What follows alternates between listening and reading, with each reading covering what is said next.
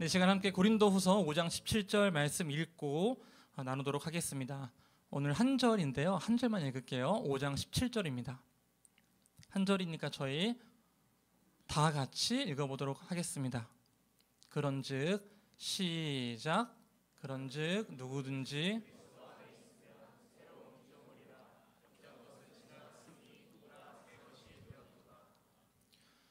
아멘. 그리스도인의 첫걸음이라는 제목으로 말씀 나누도록 하겠습니다.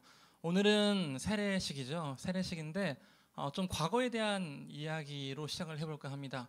지금으로부터 한 1800년 전, 1900년 전 그 시대의 어떤 사람이 있다고 가정을 해봤을 때 그 로마, 예루살렘, 유대 팔레스타인 지역에 그 한 사람은 어떻게 예수를 믿어 구원받고 그리스도인의 삶을 살게 되었을까? 자, 우리와 그렇게 다른 삶은 아니었을 것입니다. 그 당시에 교회에 있는 구성원들은 어떤 특정 계층만 많지는 않았어요. 너무나 가난하고 어려운 사람만 있었던 것도 아니고 또 반대로 부유한 사람만 있었던 것이 아닙니다. 성경에 보면은 정말 어려운 사회적 약자들과 소수자들이 교회 안에 있었고 또 반대로 그 당시 사회의 고위 계층들도 교회에 포함되어 있었음을 알 수 있습니다. 이들은 삶 가운데에 인간이라면 피할 수 없는, 인간이라면 마주해야 하는 그 공허함과 그 끈질기게 따라오는 삶의 고통의 문제로 씨름받아야겠죠. 씨름했겠죠. 네. 마치 그 우물가의 여인도 그랬을 것입니다. 그러니까 우리의 인생은 어쩌면은 끊임없는 문제의 연속인데 그 문제의 양상은 달라 보일지라도 그 문제를 파헤쳐보면 사실상 비슷한 경우인 경우가 꽤 많습니다. 우물가의 여인, 왜 이 여인은 계속 남편 또 다른 남편을 만나야만 했을까? 그거는 다른 게 아니라 자신에게 생긴 그 삶의 문제를 해결하는 방법이, 그 삶의 문제에서 유일하게 구원을 얻을 수 있는 방법이 더 좋은 남편을 만나는 것이었겠죠. 그러면 이렇습니다. 삶은 이런 것이죠. 끊임없이 문제를 만나고 그 문제를 푸는 방법도 보통 비슷합니다. 그래서 삶은 굴레이고 이 굴레 안에서 공허함을 느끼며 인간이 마주하고 있는 그 쓸쓸함 안에서 외로이 살아가는 거겠죠. 그때 복음이 들려지는 것입니다. 복음이 들려져서 어떤 사람을 통해서 들려지는지는 모르겠지만 친구일 수도 있고 가족일 수도 있겠죠. 예수에 대한 소식이 들려지고 교회에 대한 소식이 들려지고 교회에 가게 됩니다. 낯설지만 점차 교회를 알아가게 되고 복음을 알아가게 되고 배우게 됩니다. 사랑을 느끼게 되고 내 안에 있던 공허함과 그 어려움, 지금까지 내 삶의 문제를 해결해 오던 결과는 다른 식으로 내 삶의 문제를 해결해보는 경험을 하게 되는 거죠. 예수님이 나와 함께 하시니까 이 교회 공동체가 나의 가족이 되어주기 때문에 내 안에 사랑이 넘치기 때문에 이 문제를 이겨나갈 힘이 생기게 되는 것이죠. 예수에 대해서 더욱더 궁금해지고 예수를 알아가고 싶어지고 그 예수님에 대한 그 복음의 정수에 점점 가까이 가게 되는 거겠죠. 이 가까이 가는 과정이 세례를 준비하는 과정입니다. 그래서 이 과정은 이 고대 교회 이 기준을 놓고 본다면 세례까지 약 3년의 시간이 걸렸습니다. 이 3년의 기간 동안 교인으로 살아가는 법을 배우고 교회의 양식을 배우고 성경을 배우고 복음이 무엇인지를 배우는 거죠. 그리고 그 정점은 무엇이냐면 예수님께서 죽으시고 부활하신 그 죽으심과 부활하심의 사건이 나와 동떨어져 있는 제3자, 그 어떤 예수라는 사람에게 있었던 일이 아니라 그것이 곧 나의 일임을 배우고 믿게 되는 것, 그리고 그것을 고백하게 되는 것이 바로 세례입니다. 세례는 언제 했을까요? 저희는 오늘 10월 20일에 하죠. 근데 교회 2000년의 역사에서 세례식은 보통 부활절에 했습니다. 왜 부활절에 했을까요?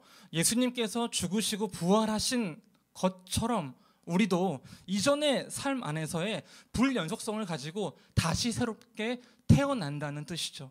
근데 중요한 건 새롭게 태어나려면 거쳐야 하는 과정이 있습니다. 죽어야 하는 거예요. 근데 어떻게 죽죠? 육체가 죽어야 하나요?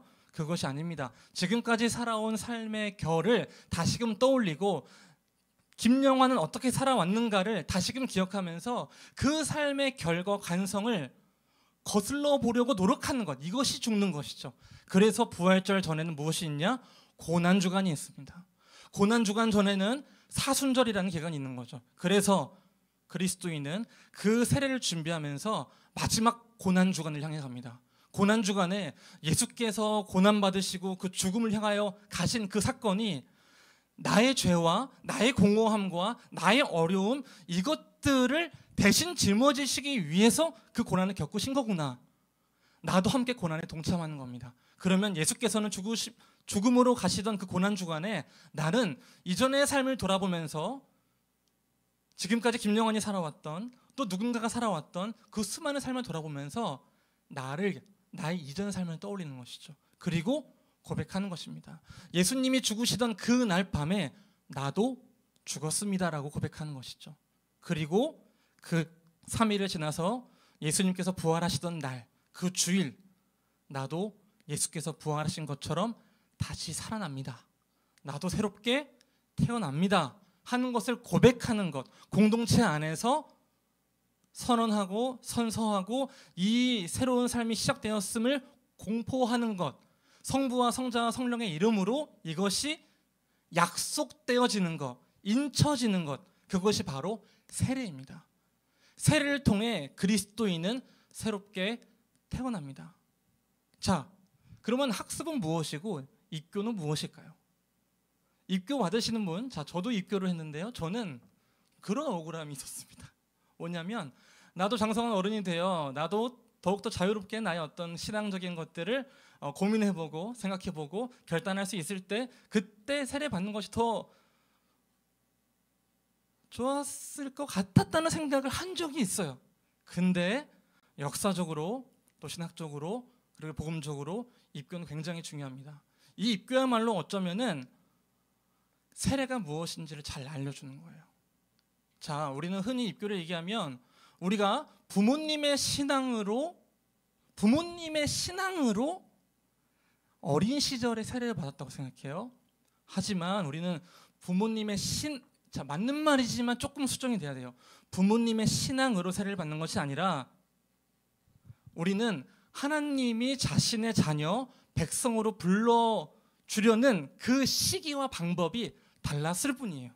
이 세례받는 이들은 지금 이때가 하나님께서 성삼위 하나님께서 이때 세례 받기로 원하셨기 때문에 이때 부르신 거고, 입교 받으신 분들은 그때의 부모님을 통해서 어린 자녀였을 때 세례 받는 자리로 불러주셨기 때문에 그때 온 거예요. 여기서 중요한 건 뭐냐면 세례 받는 거는 또 한편으로 내가 갑자기 세례 받겠습니다 해서 받는 게 아니라 성부, 성자, 성령, 삼위가 하나이신 하나님께서 여러분들을 자신의 백성으로, 자녀로 부르시기 위해서 정말 옳은 때에, 정말 합당한 때에 조금은 내 마음이 불안하더라도 부르셨기 때문에 지금 이 자리에 있는 거거든요. 자, 여기 앉아 계신 수많은 분들, 여러분들이 세례를 언제 받으셨는지는 중요하지 않습니다. 그때가 하나님이 보시기에 가장 좋은 때였다는 거죠. 학습 받는 분들, 그러면 여러분들은 그 세례를 지금 준비해가는 시간인 거세요. 아셨죠?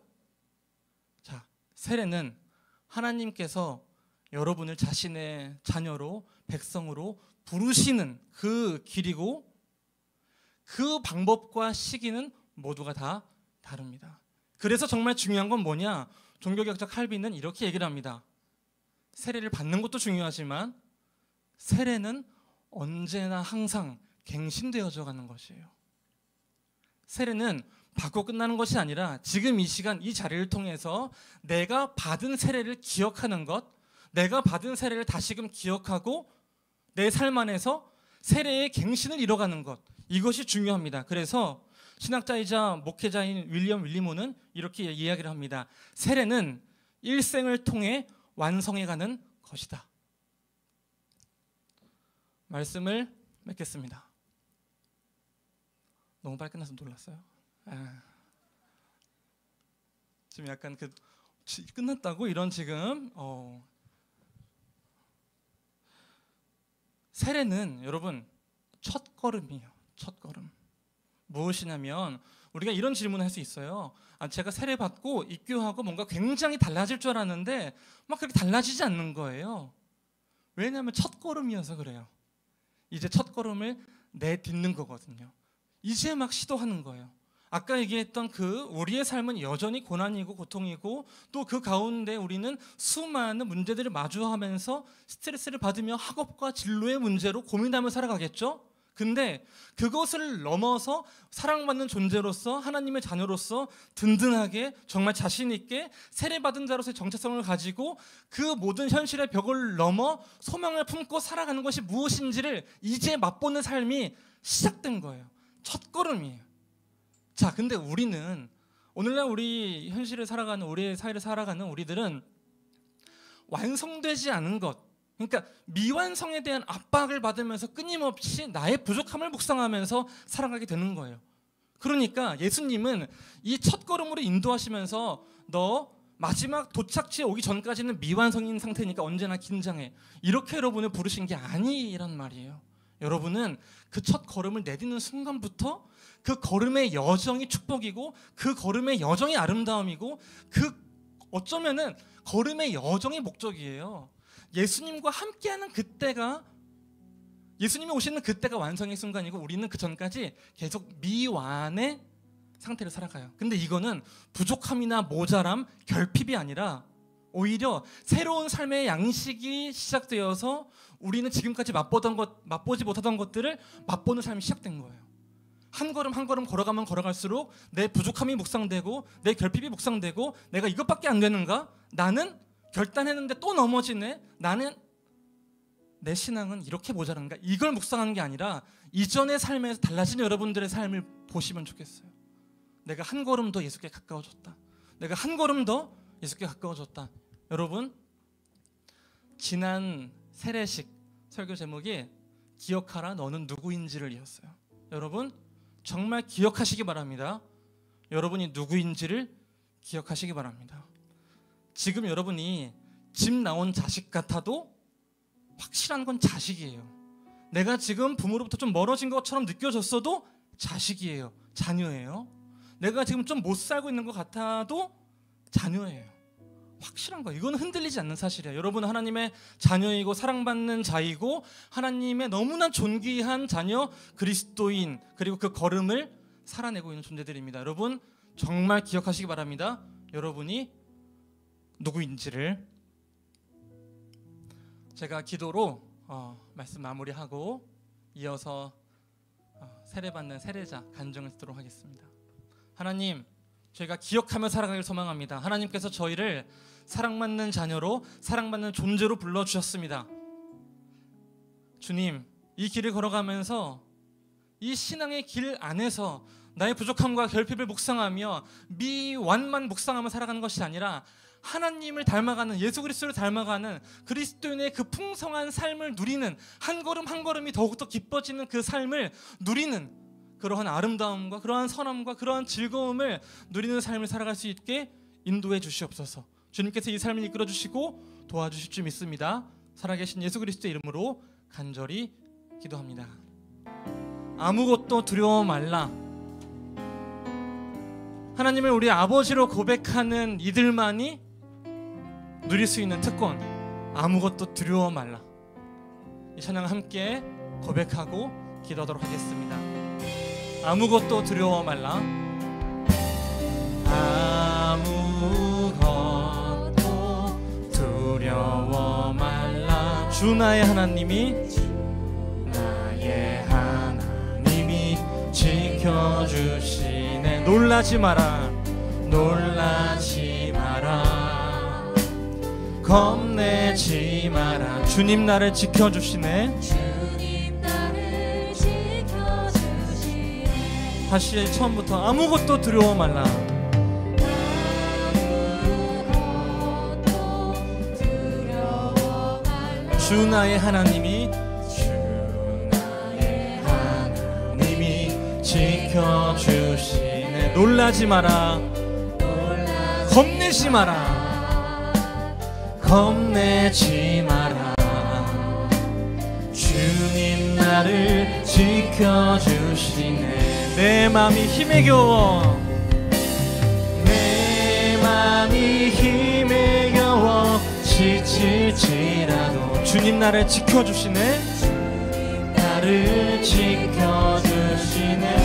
세상의 험한 풍파 몰아칠 때도, 세상의 험한 풍파 몰아칠 때도 주님 나를 지켜주시네. 함께 고백합시다. 주님은 나의 산성, 주님은 나의 산성, 주님은 나의 요새, 주님은 나의 소망, 나의. 다시 한번 고백해 보겠습니다. 주님은 나의 산성, 주님은 나의 산성, 주님은 나의 요새, 주님은 나의 소망, 나의 힘이 되신 여호와.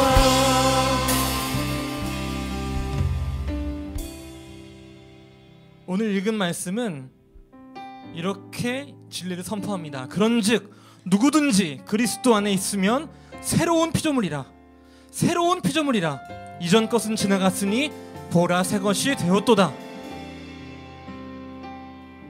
세례의 갱신은 다른 것이 아니라 이전의 나의 모습, 이전의 삶과 현재의 삶에, 앞으로의 삶에 불연속성이 생기는 것입니다. 지금 우리가 하나님 앞에서 결단하고 정말 그 기쁨으로 달려가야 할 우리의 삶의 목적지, 각자의 어떤 그 지향점은 어디입니까? 예수 안에서 새롭게 된다는 것은 무엇입니까? 우리가 버려야 할 옛 모습은 무엇입니까? 지금 이 시간 기도할 때 결단하길 소망합니다. 결단할 때 하나님, 첫걸음입니다. 첫걸음이지만 이 첫걸음의 결단을 할 수 있게 인도해 주옵소서. 내 삶의 불연속성, 내가 거슬러야 할 내 삶의 관성, 지금까지 내가 내 문제를 해결하려던 그 관성과 습관을 버리고 예수 그리스도의 사랑에 기대어 그 구원자 되신, 유일한 구원자 되시는 예수께 의지하여 살아가는 삶을 살아갈 수 있게 인도해 주옵소서. 우리의 옛 모습을 버릴 수 있게 도와주옵소서. 우리 삶의 불연속성을 외치며 선포하며 새로워졌다 나아갈 수 있게 인도해 주옵소서. 다 함께 주여 한번 외치고 기도하겠습니다. 기도합시다. 주여, 주여, 주님 아버지, 하나님, 저희가 하나님 안에서, 주 안에서, 예수 그리스도 안에서 새롭게 태어난 새로워진 피조물입니다. 하나님, 첫걸음이 시작되었습니다. 첫걸음이 시작되었습니다. 주님, 이 첫걸음 가운데 주님 힘을 부으셔서 이전의 삶에서 새롭게 달라지는 그 불연속성을 다시금 아버지 우리가 기억하며 우리의 세례를 끊임없이 기억하고 갱신해 갈 수 있게 인도해 주시옵소서. 주님, 인도해 주시고 지켜주시고 함께해 주시옵소서. 이끌어 주시옵소서. 주님 아버지, 주님께서 원하시는 때에 주님께서 원하시는 방법으로 이 한 사람 한 사람 주님의 귀한 딸들, 주님의 귀한 아들들 불러주셨습니다. 주님께서 불러주신 이 은혜에 기억하며 이 은혜에 감화되어 그 성령을 따라가며 성령께서 가리키시는 그 예수의 모습을 닮아갈 수 있게 인도해 주시옵소서. 주님 아버지, 이 모든 것을 이끌어주시고 인도해 주시는 그 하나님의 원대하신 계획과 섭리를 아버지 찬양하며 높여드리는 삶을 살 수 있게 인도해 주셔서 우리를 사랑하시는 그 성부 하나님의 놀라운 은혜와 베풀어 주시는 십자가의 은총의 예수 그리스도의 그 놀라운 구속의 사건과 성령께서 이끌어 주시는 그 놀라운 그 인도하심을 우리가 경험하며 살아갈 수 있도록 인도해 주시옵소서. 주님 지켜주시고 도와주시고 함께 해줄 줄 믿습니다. 언제나 도와주시옵소서.